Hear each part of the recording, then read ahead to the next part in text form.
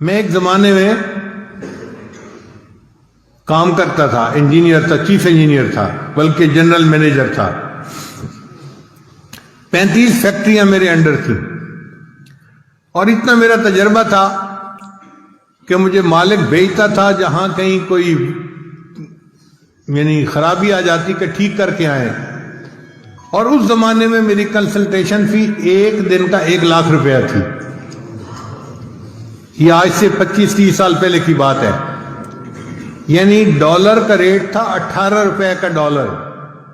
اب آپ سوچیں کہ 18 روپے کا ڈالر تھا اور مجھے ایک دن کا 1 لاکھ روپے ملتا تھا۔ ایک شوگر مل میں خرابی آئی، انہوں نے میرے مالک کو فون کیا، چیئرمین کو، کہ یہ اپنے انجینئر کو بھیج دیں۔ میں 7 دن کے لیے گیا اور 7 دن وہاں کام کیا اور 7 لاکھ روپیہ لے کے آیا۔ ایسی میری جاب تھی۔ پورے شہر میں سب سے زیادہ ٹیکس میں دیتا تھا، 65% ٹیکس کٹواتا تھا۔ 18 سال پورے شہر کا سب سے بڑا ٹیکس پیئر میں رہا۔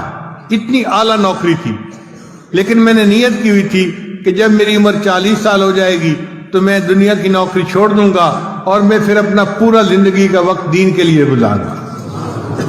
تو الحمدللہ میں نے پھر دین کے لیے وقت دینا شروع کر دیا۔ جس مالک کو چھوڑا تھا میں نے، اس نے آج تک اپنی فہرست میں میرا نام لکھا ہوا ہے۔ میں نے اس سے ایک دفعہ فون پہ پوچھا کہ اب تو 25 سال ہو گئے، میں کبھی آیا ہی نہیں اور آپ نے میرا نام فہرست میں رکھا ہوا ہے۔ کہتے ہیں جی ہم نے آپ کو نہیں چھوڑنا، آپ نے ہمیں چھوڑنا ہے۔ کوئی مالک دیکھا ہے جو اپنے انجینئر کا 25 سال انتظار کرے؟ الحمدللہ ثم الحمدللہ، ایسی میری جاب تھی۔ اچھا، پچھلے دنوں ایک عجیب بات ہوئی۔ ایک میرا پرانا دوست جو تھا، کلیگ، وہ ملنے کے لیے آ گیا۔ اب اس کی بیوی میری بیوی کو ملی تو اس نے ان کو واقعات سنائے کہ آپ کے ہسبینڈ تو اتنے بڑے انجینئر تھے اور میرے خاوند کلاس فیلو بھی تھے اور ان کے شاگرد بھی تھے۔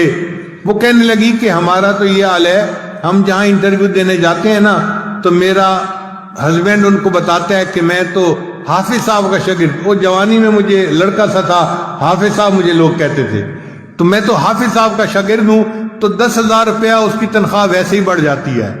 کہ جی اچھا، آپ ان کے اگر شاگرد ہیں نا، اس کا مطلب ہے آپ محنتی ہوں گے، دیانتدار ہوں گے، قابل ہوں گے، تو ان کی تنخواہ 10,000 روپیہ ویسے ہی بڑھ جاتی ہے۔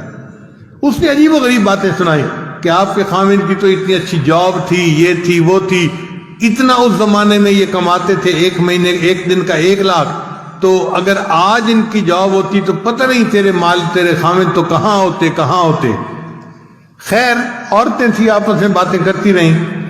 جب مہمان چلے گئے تو بیوی سے میری ملاقات ہوئی، تو بیویاں بیوی ہوتی ہیں، مجھ سے پوچھنے لگی کہ مجھے آج ڈیٹیل کا پتہ چلا، آپ نے مجھے کبھی بتائی نہیں کہ آپ کی اتنی اچھی جاب تھی اور آپ کو اتنا 1 مہینے کی تنخواہ ملتی تھی۔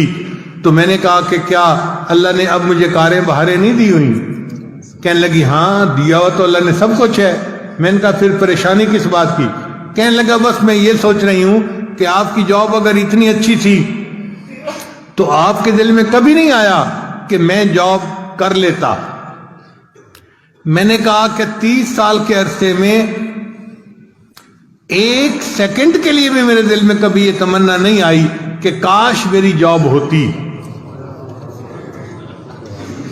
تو پھر وہ ذرا میرے اور قریب ہو گئی اور میرا ہاتھ پکڑ کے کہنے لگی آپ مجھے سچ سچ بتائیں نا، کبھی خیال ہی نہیں آیا؟